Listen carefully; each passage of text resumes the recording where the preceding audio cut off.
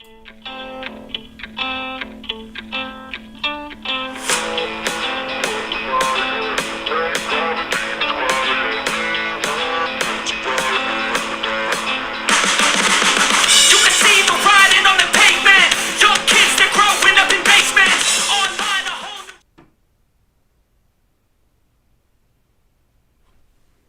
everybody, I'm Jesse and welcome to another edition of Gen X Thinks.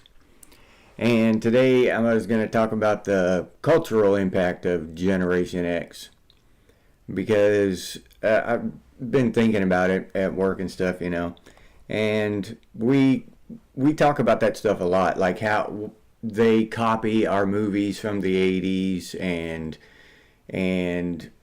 kind of regurgitate all of our pop culture from the 80s and the 90s and stuff.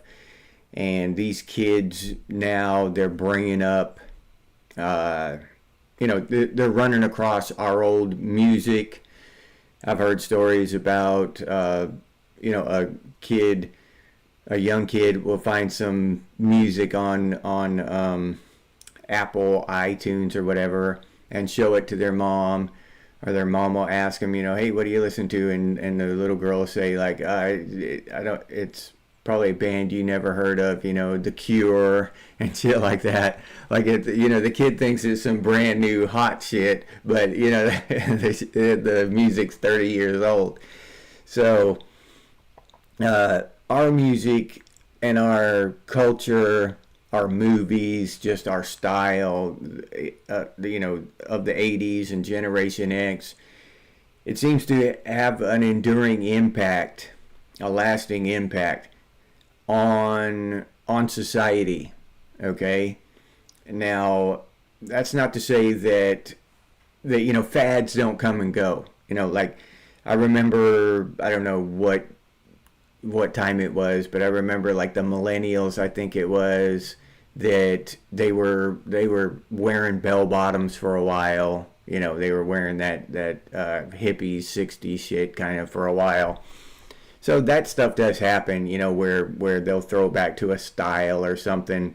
But I've never seen them go back and start replicating the entire library of culture from the 50s or the 60s or any of that shit, right? Like they do out of the 80s and the 90s.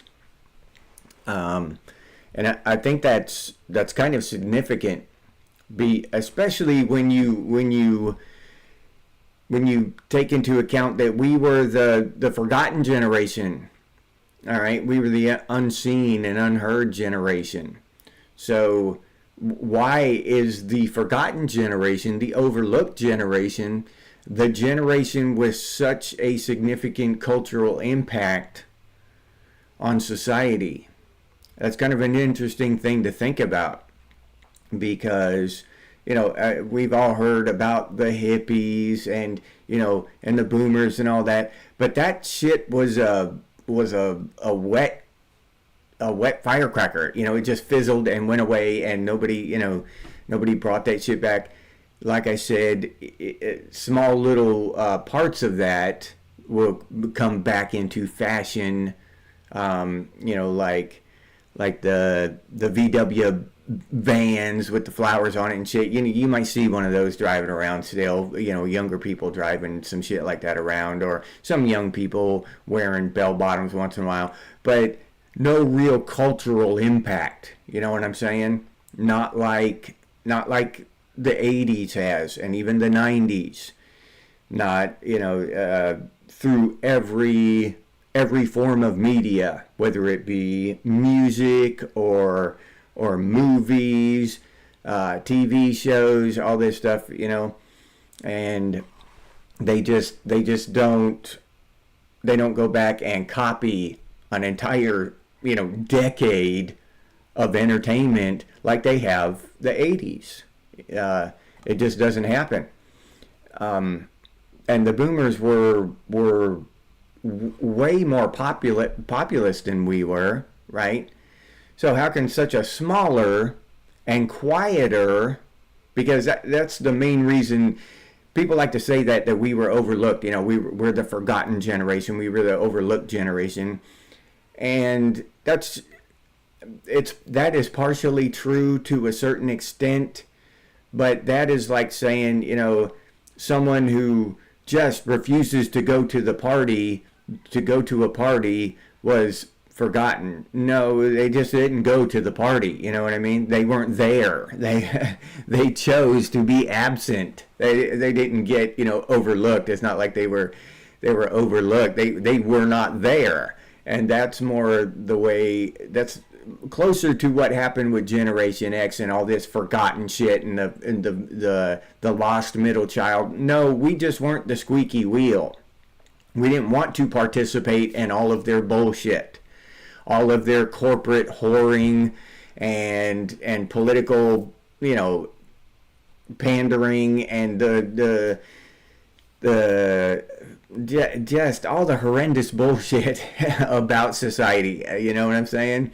The sellouts and the fawning and everything that we hate about society. We did not want to partake in that shit. We didn't get up there and cry and whine and try to draw attention to ourselves. And now, of course, there are Gen Xers who, you know, who are like that. They became movie stars and they wanted all that attention, and but those are individuals. As an entire generation, we did not do that. We did not strive to become you know, kiss ass corporate whores or pandering political whores or any of that. You know what I mean? Just selling out. Generation X as a whole, as a rule, look down on sellouts. All right? We always have, and I believe we always will. So that's more the reason to explain why we were overlooked than just we weren't worthy of their notice. That, you know, they like to say it in that tone and phrase it like that, like the millennials and the boomers, we're just sandwiched in between those two awesome, huge generations, and we were just overlooked and forgotten. No, the actual truth is we didn't want to partake in all their petty bullshit, all right? Their corporate ass-kissing, political pandering bullshit, and we didn't show up to the party. That's just the truth. So to call us overlooked and shit and the forgotten middle child, I call bullshit on that. But that's a whole different subject, and maybe a subject for a future video to go deeper into that, to present more information as to why I believe that. But back to the subject of this video is whether we chose to be the forgotten generation, we chose not to partake and participate in their bullshit, or we were just insignificant and overlooked. Either way, whatever side of that argument you want to land on, we have had more cultural impact than any generation before us or since. Having been overlooked, having been the smallest generation by population, having been the silent, the quiet generation, having been the non-sellout generation that kept to ourselves and leave us alone and whatever, dude, whatever, go ahead, whatever, you know, the whatever generation. So to try to figure that out, why is that? Why do we have such a cultural impact? Why is our culture, what makes that resonate with people generations later? Why are children today picking up our music and just not even realizing that it's old? If I picked up an Elvis Presley record when I was, 10 years old, I knew that shit was old. I knew it. I knew it was old. It didn't sound like Ozzy Osbourne or, any. I could tell that the shit was old. I could tell that, any of that other stuff, Lawrence Welk and all that shit that they used to have, I just knew it was old. You just knew it. I didn't know, none of my friends, no one from my generation, none of you picked up a Lawrence Welk album and thought, oh, that shit is hip and cool, in 1981. Nobody alive. That never happened. But kids are doing that today with even older, because 1981 is a lot further away now than 1950 was back then. You know what I'm saying? So, or 1960, whenever Lawrence Welk was super popular, I don't even know. But for them to pick up music from our childhood and think that it's new, that's saying something. That's really saying something. And that's not kids trying to, because there's a real point to be made there when kids actively try to throw back and bring stuff back from the past and say, oh, that's from 1985 and that's really cool, we should make that cool again today. Okay, there's a difference between that and, oh, this shit just came out. You know what I'm saying? This is awesome. It just in itself, this is really cool. I'm surprised that I haven't heard of this before. And mistaking it for new shit. You see what I'm saying? They're not going back to 1985. They think the shit just came out and it sounds good to them. So, yeah, there's a real there's some significance there, I think, and I think it's ingrained in our generation, and it's ingrained in just the way we did things, the stuff that we popularized, the stuff that spoke to us, all right, as the generation that hated the sellouts and looked down on the corporate ass kissers and looked down on the political pundits and the pandering and shit. I remember when I was in my teens and early 20s and stuff, that stuff just turned my stomach, right? Seeing those fake ass fraudulent politicians up there lying, and it never appealed to me, and it never appealed to any of my friends. All of us were the same way, and I feel like a lot of you, maybe not every one of you, but a lot of you still feel that same way today. We haven't changed. We didn't go through some kind of metamorphosis like the hippies did. Okay? Or there'd still be hippies running around. There aren't any hippies anymore because they changed. Right? We're still Gen X. We're still doing maybe not as fast and as often as we used to, but we're still doing pretty much the same shit. You know what I'm saying? We work more and party less. Okay, I'll admit that. but we're not selling out and kissing ass, and we're still Rage Against the Machine. Even if Rage Against the Machine sold out, even if Rage Against the Machine stopped raging against the machine, we didn't, did we? We didn't sell the hell out. And that speaks to people. That speaks to people, to common people. All right? That vein of rebellion, all right, that most people in the past have grown out of. They've changed. They've what I said. They've metamorphosed into something else, into the corporate structure. They fit into the box society made for them. You're gonna be John Q. Square, and most people do that. They fit into that box eventually. Gen X never did. We never did as a whole. Of course, some of us did, but as a whole, as a rule, we never got in their box. Okay, we said screw their box.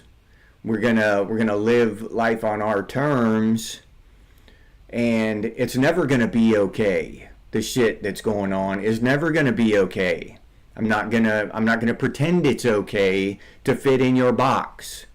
I'm not gonna pretend that selling out and all that shit is okay. That it's the good thing to do for myself, for my children, for my countrymen, for my brothers and sisters of Western civilization, for anyone. It's not in anyone's best interest as a whole, maybe in my immediate financial best interest, but not as a whole, to sell the hell out. You know what I mean? To sell, what would you call that? To sell my soul to the corporation, to the corporate machine, to the political propaganda machine. Oh, before I forget, Ezekiel, my boy Zeke, pointed out to me that something I didn't even know. The thing about there's a hype button down there, right? So I had to look it up. YouTube didn't even tell me about it, but there's a hype button down there, and it's specifically for channels like mine, smaller channels. You can't, like Joe Rogan can't, he doesn't have a hype button, and those bigger channels, they don't. They're specifically for channels of my size. So if you would, hit the hype and the like button for me, if you would. That's a great way to support the channel without, coming out of your pocket. So I appreciate everybody who does that. So thank you very much. I just want to say that it just, before I forgot. So anyway, back to the thing. But do y'all think that it's just, it's an odd, I just think it's odd how the smallest, the quietest generation of all can have the most impact on the culture, the entertainment industry, all this stuff. They're all trying to copy us still, and they may be doing it for long years after we're gone. I just really think that speaks a lot about our generation and who we are, who we were, and who we've become. And a lot of us haven't changed that much. Yeah, we had to go to work and support a family and have kids. Well, we didn't have to have kids, but we chose to have kids. And then once you do that, you got to go to work more and party less and all that stuff. Yeah, I mean, the details may have changed, but the core root of who we are hasn't changed. We never got into their box. And we don't want to. Their box is bullshit, right? Who the hell, I honestly do not know why anyone would want to live like that. Even whether it's, for money or whatever. And then you see selling out just for the sake of selling out.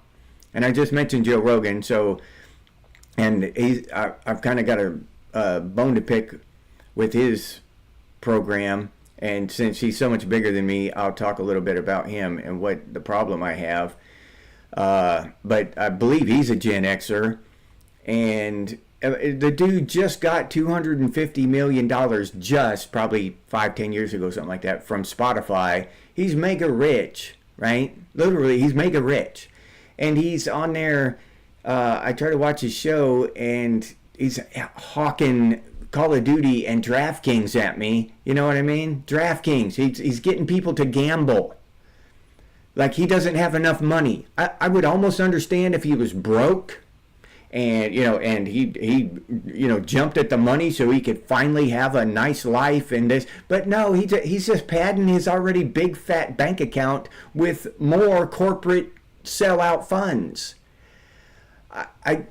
That shit just irritates the hell out of me to see these super rich people selling out to corporations and trying to get normal everyday people to gamble or to spend hours online, shooting each other on Call of Duty and this kind of shit. Okay. And I've really given this some thought, because I'm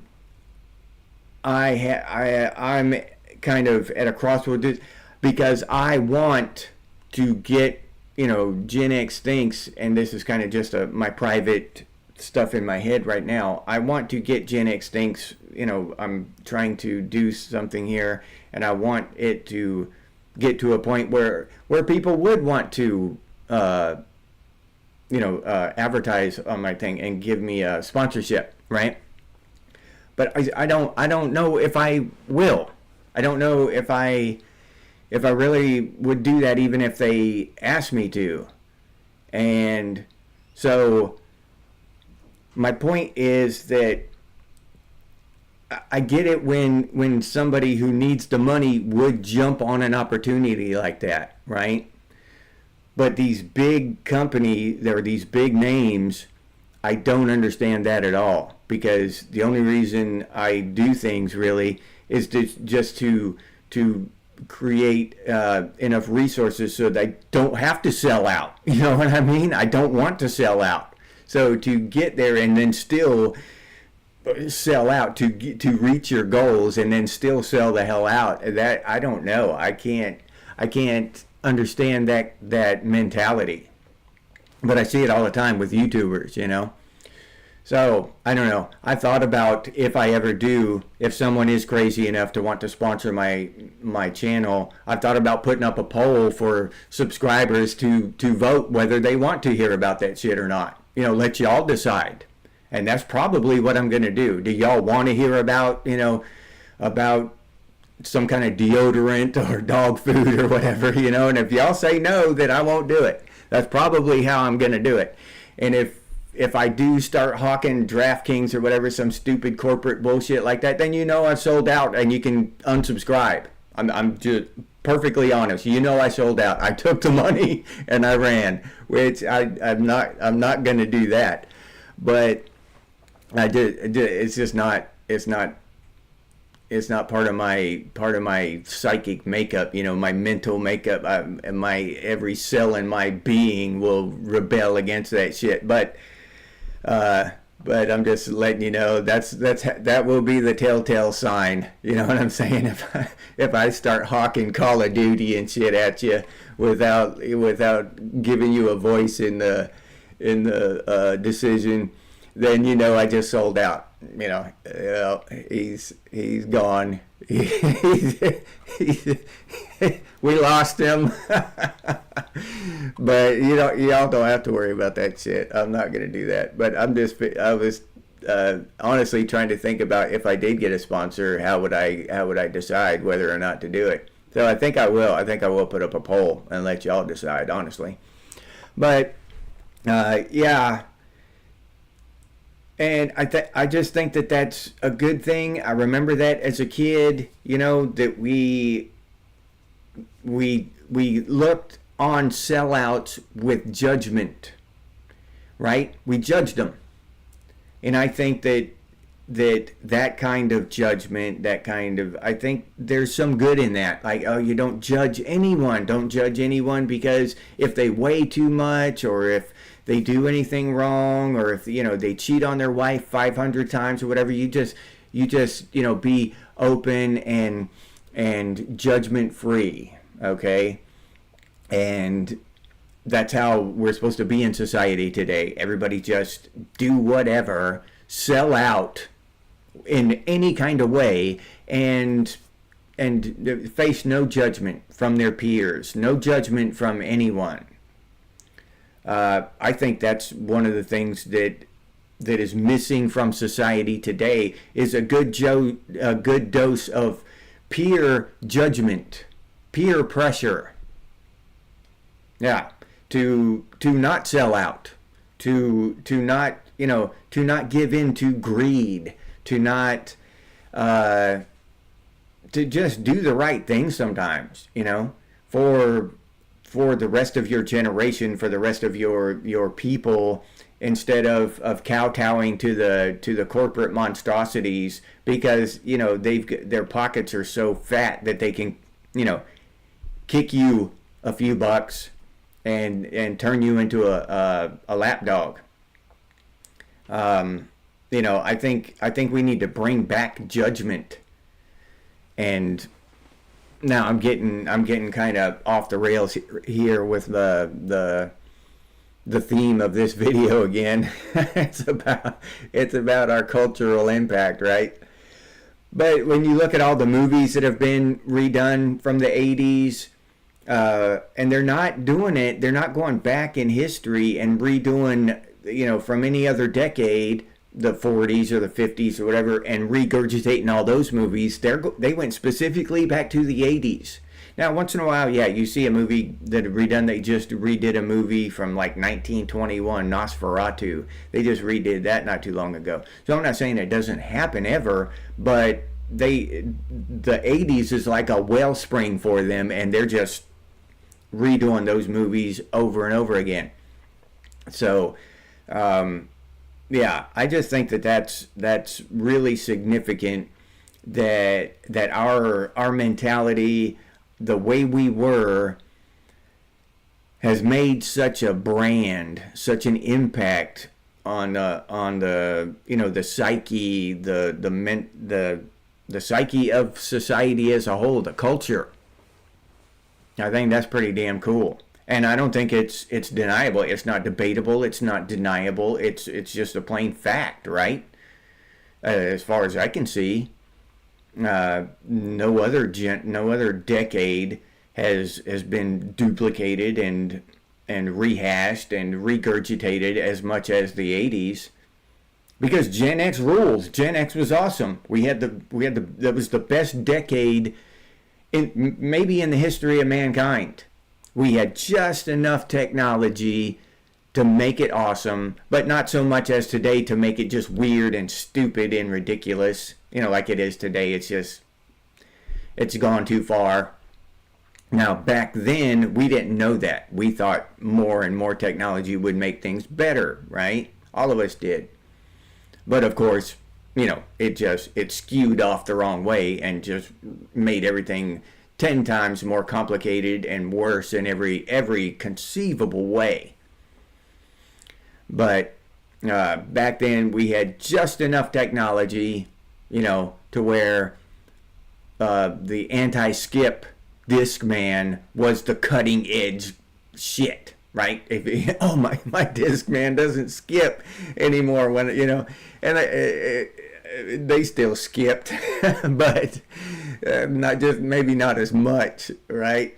And the boom box and the cool shit and black lights. I mean, we had a lot of cool shit that earlier generations didn't, but we had freedom, and we still spent a lot of time outside because the technology wasn't advanced so far to make it addictive.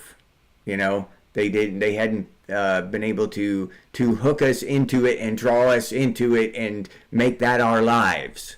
Our lives were outside with our friends at the mall and doing different things.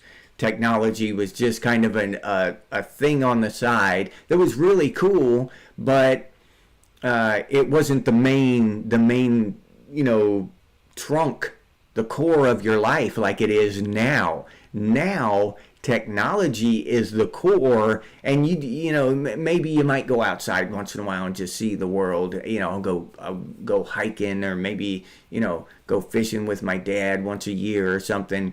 But that's not life out there. Life is in here. My whole life is in this app. It's in this game. How many likes and shit. Even if a kid does go fishing with his dad, he's wondering how many likes and how many upvotes or whatever his latest TikTok. I might be trending, and all this shit. And not just out there enjoying the time with his dad. He's worried about the algorithm and shit. You know what I'm saying? So It was better. We all know it was better. We all know that the 80s was awesome. It was the sweet spot for technology. It was the sweet spot for movies, for music, as all of culture is now rehashing and copying and trying to redo that. They're attempting to redo that and find that sweet spot again, and they can't because it doesn't exist anymore. We're not that age anymore. And technology has gone too far. But they're like spinning their wheels trying to find that sweet spot again, and they can't. It doesn't exist. That was our time. It's nobody else's time. Nobody else can have that. That's Gen X. It belongs to us. So, I'll leave you there with that. If you enjoyed this episode, please like, subscribe, and comment. And hit the hype button too, if you see it there. If you want to support the channel by becoming a member, I'll put that link down in the description, or you can head over to the channel page and become a member that way. If you'd like to support the channel directly, you can do so by clicking on that super thanks button down there. Or you can, what's the other thing? Shit, I forget. It's different doing them live. I gotta go right off my memory. All right, we'll skip that one. What's the next one? If you are interested in Gen X gear, we got some pretty cool stuff over there at Redbubble. Gen X Thinks and Gen X branded stuff. T-shirts, coffee mugs, stickers, all kinds of cool stuff. But I'll put that link down in the description too for any of you who are interested. If you can't or don't want to support the channel in any of those ways, you can always do so by sharing these videos on your social media. For those of you who actually have other social media, not many of us do. Gen Xers, not many of us have other social media, but if you do, you can share this video on there, and that would help me out. So thank you very much. Let's see, and then if you have any ideas for future episodes of Gen X Thinks, please put those down in the comments, or you can email us, and the email is genxthinks@gmail.com. And as always, stay frosty, Gen X, and I'll see you on the next one.